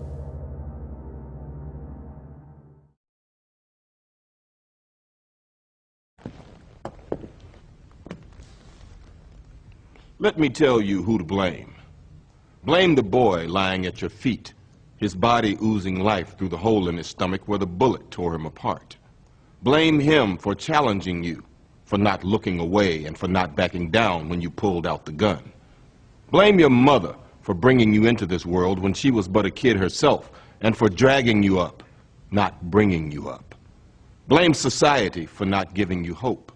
Blame your father for not being there, the man who looked after himself instead of looking after you. Blame the gun in your hand for making you a target, for making you more likely to be picked on. Blame the dead boy, blame your mother, blame society, blame your father, blame the gun, blame anyone but yourself for not being strong enough to put down the gun, to break the cycle. So we're starting our first show here on Arise America. Exciting. It's pretty good. Woo-hoo! So tell us a little bit about what Arise America does and how it sets us apart. Well, quite frankly, some of the news stories that we'll be covering are stories that you will see on other broadcasts. However, we plan to approach it from a different perspective, a unique perspective. We want to show you and tell you stories through a different lens. Aziza is our associate producer and has been booking guests now for about 3 weeks. We have a really interesting story about diversity in the media coming up. We do. We currently have Hugo Balta coming in and Sri Srinivasan, and they will be talking about the controversial topic of the lack of diversity in the media. So we'll touch base and hear what he has to say. Balta actually just recently met with Jeff Zucker, the chief at CNN. So we're going to get the first scoop on that, so it's going to be really, really exciting, so looking forward to it. And Derek Gibbs is our segment producer, and he spends all morning scrambling around looking for video and the stories that are just breaking overnight. And of course, the Pope story, Catholics around the world waiting for a new Pope. Yeah, so today we're going to just kind of talk about that a little bit, and we're also going to look at all the candidates of the cardinals who are in Rome now, getting ready to be the next Pope, maybe. We'll see what happens. We have a couple things going on there. Great. Derek, thank you. Let's go upstairs and do the show. All right, let's do it. Let's rock and roll.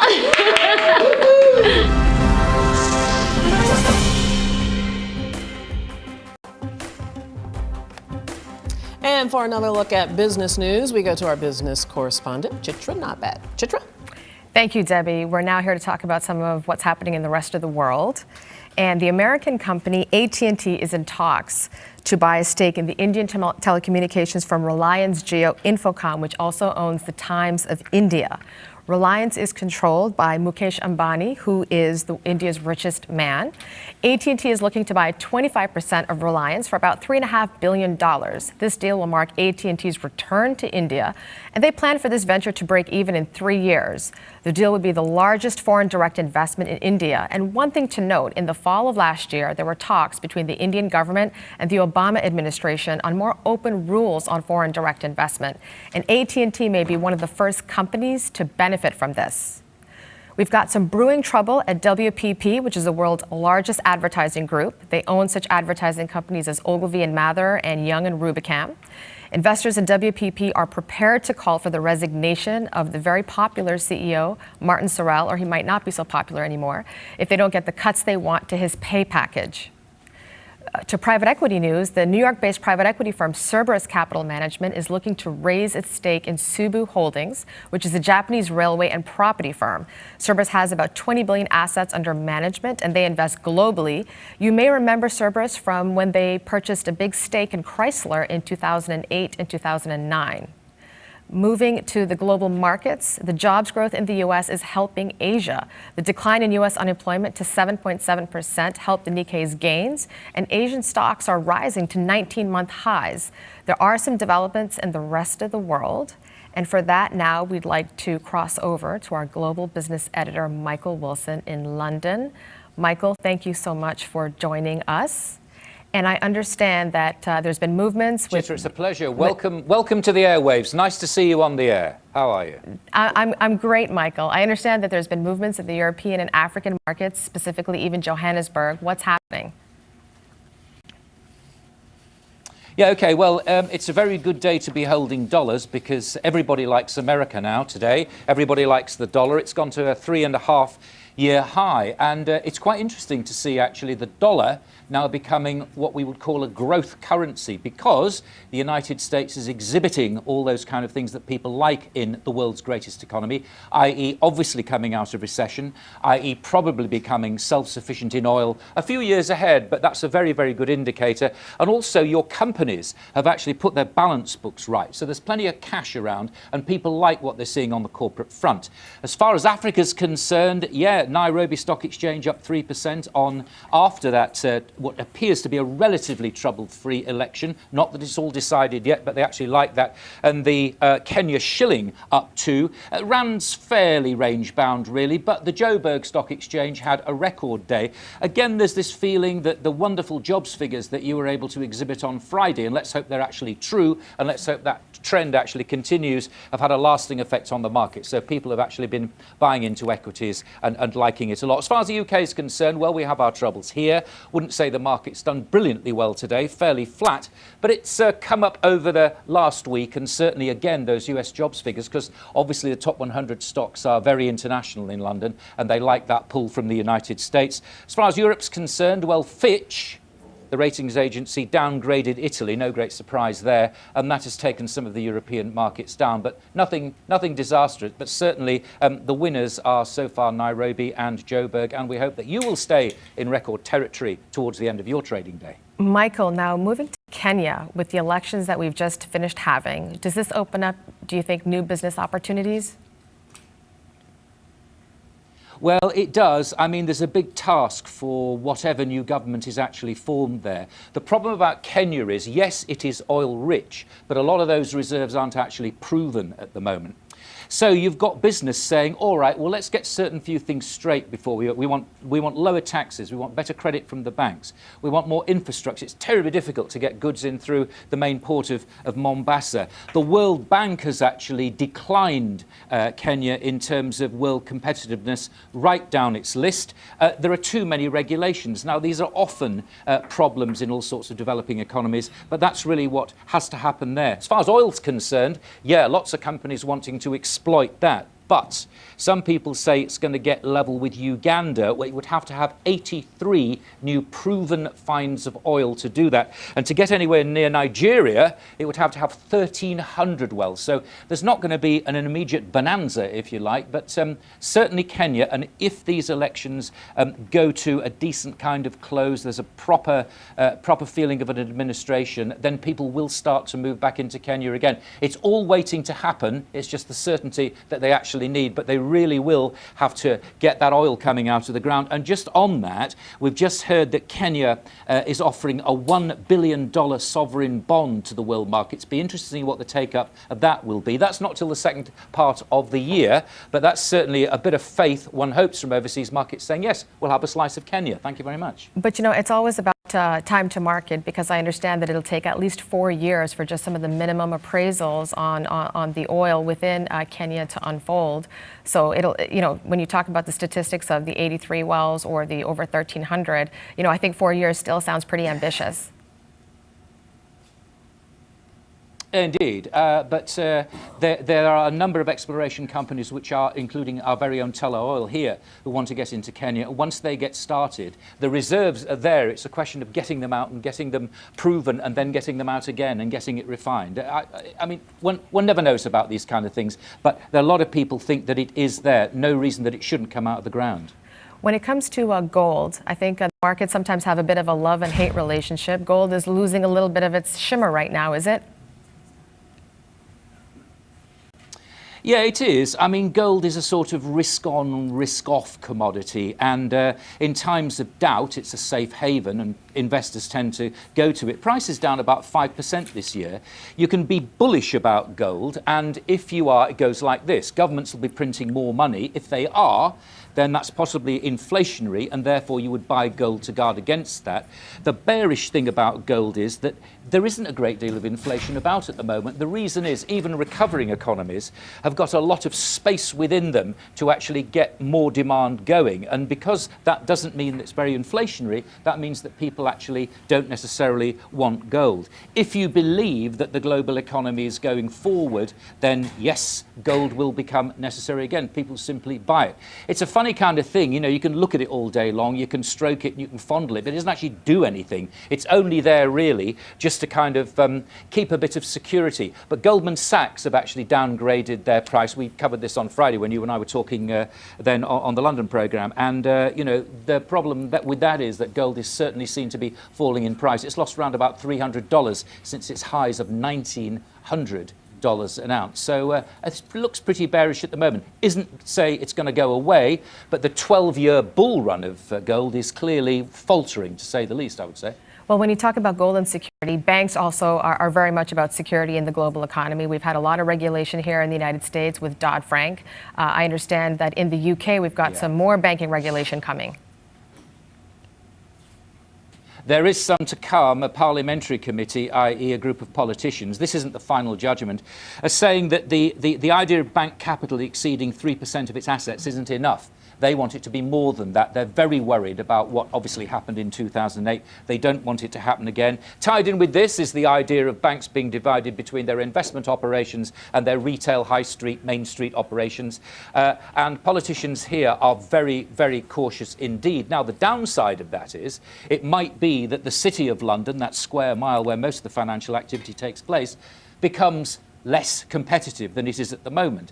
Some of that business might go to Wall Street. I don't think it'll go anywhere else. People have always talked about the markets here being based in Frankfurt. Believe me, you don't want to go to downtown Frankfurt. You want to go to downtown London or downtown New York. That's where all the kids who work in these services want to go, so it won't go there. But there is this feeling that if those stringent regulations are brought in, then competitiveness might suffer. And the City of London financial services are a massive proportion, about 5% of our GDP. So it's very important that we keep that kind of business here. Obviously, well looked after, well regulated, but not to the cost of competition. Thank you, Michael. That is our Global Markets Roundup. And now back to you, Debbie. Well, across Rise this morning, we're covering the ongoing budget crisis, the diplomatic blow-up in Afghanistan, and we have Colin Campbell in Washington back with us. And so let's start with the sequester, Colin.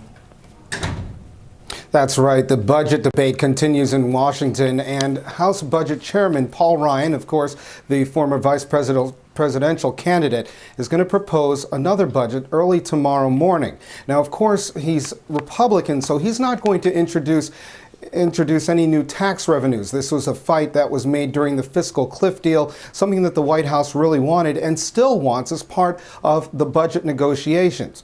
This is where you see a major sticking point between Republicans and Democrats, is the introduction of more tax revenue increases and spending cuts. Republicans just want spending cuts. They do not want to rebattle the tax revenue debate that was done during the fiscal cliff deal. They feel that the budget could be balanced simply by making tax cuts. Ryan says that he has a plan that can balance the budget by the year 2023. The White House disagrees. All right, Colin, tell us a little bit more about this case in Ohio where two African-American teenage boys are going on trial for allegedly raping a teenage girl. It's made national headlines. There's video on YouTube. What's up with this? Well, of course, this is raising a lot of eyebrows here in Steubenville, Ohio. This is a town of about 18,000 people. And the reason why this case is so polarizing is, one, there's a racial factor here. You have two African-American gentlemen who were accused of raping this young white woman. So that's one issue there. Another, like you said before, there's video on YouTube.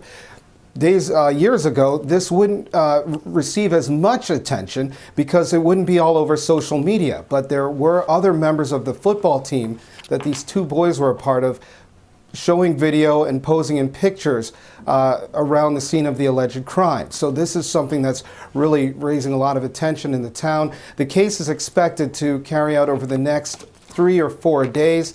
And the original prosecutor for the case had to step down. This kind of gives you an idea of how small the town is or what type of community this is. The original prosecutor had to step down because her son was a member of the same football team. So the prosecutor had to be replaced. And again, this is supposed to carry out throughout the week. A very polarizing case in Steubenville, Ohio. All right, Colin, thank you for the update on both of those. We appreciate that. We'll see you again. All right, Andrew Smertz is back to introduce us to the host of Arise Entertainment 360. It's not just Arise America. We have entertainment. We're geared up here, Yeah, however. we do. We're going to have a good time right now. Who do we have here? Thanks, Debbie. Every weekday on Arise America, we'll cover the best of diasporic entertainment from the U.S., and that's what sets Arise Entertainment 360 apart. The program airs at 21 GMT on Arise News. Lola Oguneke and Shannon Lanier are the hosts. Lola joins us after serving as the entertainment reporter for CNN. She's covered news for USA Today, New York Magazine, and Harper's Bazaar. In 2010, she was named as one of Ebony Magazine's 150 most influential blacks in America. Shannon is an author and television journalist, serving as a correspondent for Black Enterprise Business Report, among others, as he is a direct descendant of President Thomas Jefferson and Sally Hemings, and he co-authored the book Jefferson's Children, The Story of One America. Thank you for joining us. So you're going to let me on your show a little bit later. I didn't know you had royalty in your blood. Isn't he the name dropper? He wrote a whole book about it. It's truly your grandmama now. That's my people's. Like me and TJ go way back. That's my grandpappy. But I just like that you kept it a secret until now. Until now. Well, now when you drop live it. the life, you forget that. You know, Yeah, that's people right. don't That's even right. That's know. right. You forget So- that you're, royalty. Anyway, let's talk about the show. We're not going to let you live this one down. Not today. Not at all. Tell us a little bit about how this show sets apart from other entertainment shows. Well, there's no other show like this on television, first of all. And by the way, I've been watching your rehearsals. You guys are having a great time. Oh, we You're do. just having we have so a much blast. fun.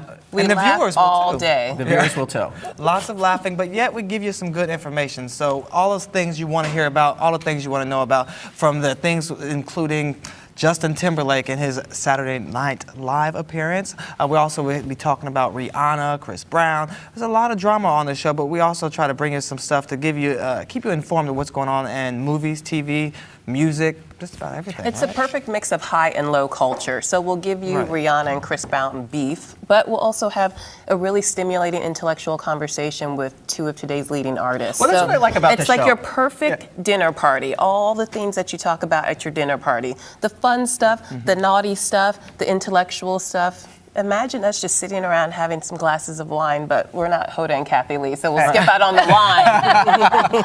And you're two people. For now. And you're two people we want to hang out with too. Absolutely. Which makes a big difference. And you're part of our party too, Andrew. I thank you for having me on. We will loan him to. And he's giving, After today, they're probably willing to just sit there. but he's doing something a little different on our show. He's giving us the business side of entertainment. So he'll still be, dabbling with business. Keep but it very serious on yes, the show. Yeah, no, we won't let you do that. I've noticed. Actually, what I like about the show is, the other entertainment shows are all just glitz, and there's not really a lot of interesting content in there. You guys are going to have a serious take here and talk about the business of entertainment from many areas. And we were talking earlier about diversity in the news business, and on the entertainment side, we see a lot of diversity in front of the camera. But where do we stand with management in diversity?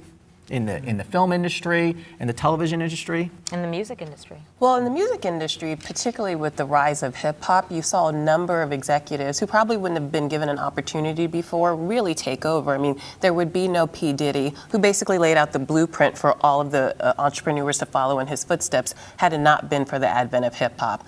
The film industry is still struggling a bit, but thank goodness for the rise of online. Because now you can sort of circumvent the traditional model and you can create your own films and you can do them for relatively cheap. So what you're really seeing a lot of is the rise of the independent black filmmaker. Before it used to cost you anywhere from $2 to $10 to $20 million to make a movie. Now, because you can shoot anything on your own camera, you can make a movie for $10,000, $50,000, and it can still look good. So what you're seeing is a lot of black filmmakers, a lot of filmmakers of color are saying, I'm not even going to bother with trying to break into Hollywood. Done with the big Hollywood Forget system. it. They're cutting out the middlemen and they're just doing it themselves. Yeah, but Lola, you can't forget about like Tyler Perry. Absolutely. He's changing the landscape. Even Oprah Winfrey has gotten into the production business. So And there Will are Smith some that and are Jada doing those Pinkett big Smith as commercials. well. Say again? Will Smith and Jada Pinkett Smith as well. Yeah, And absolutely. that's a good point. Tyler Perry, they weren't really into the idea of a 6'5" black man in drag. He had to do it himself, and now he's one of the richest players in the game. And so it's an example of someone who started off on the outside and became an insider. It's a perfect. You might have to just build it on your own, and they will come. And that's the good thing about our show is that we'll be exposing people to all those different genres, whether it's independent, the box office blast, everything we're going to try to get into and really expose people to those things they may not otherwise hear about. And of course, the gossip. Oh, we got to touch on that. Just Gotta have a little fun. Yes, and We'll there have are some juicy fashion. rumors. We'll be talking about diets. Bikini season's right around the corner, ladies. So, yeah, there's a new diet. You have to hear. Pass me my cheeseburger. There's a new diet. You can eat whatever you want for a few days out of the week, and then you just have to be good for 2 days out of the week. Yeah, so we'll be Lola's talking going to about address that. that. And also, we have some juicy rumors that are going to be on the show today. So you have you know to what? make sure we're you going to check take it a out. break, and then we're going to hear about that. And what else you have on the show? Arise All right, America's listen gonna here, come right mister. back. That's my job. Okay, go ahead. Stay in your There's stocks lane. involved, and you can talk. I say, we're going to take a break, and we'll be right back.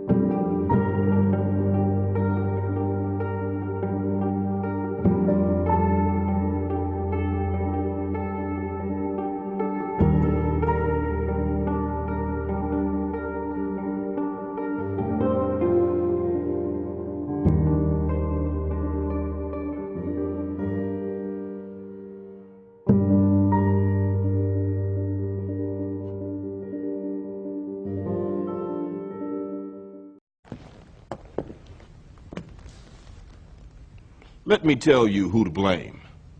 Blame the boy lying at your feet, his body oozing life through the hole in his stomach where the bullet tore him apart.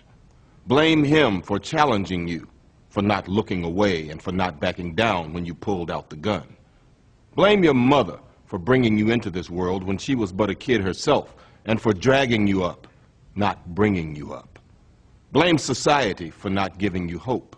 Blame your father for not being there, the man who looked after himself instead of looking after you. Blame the gun in your hand for making you a target, for making you more likely to be picked on. Blame the dead boy, blame your mother, blame society, blame your father, blame the gun, blame anyone but yourself for not being strong enough to put down the gun, to break the cycle.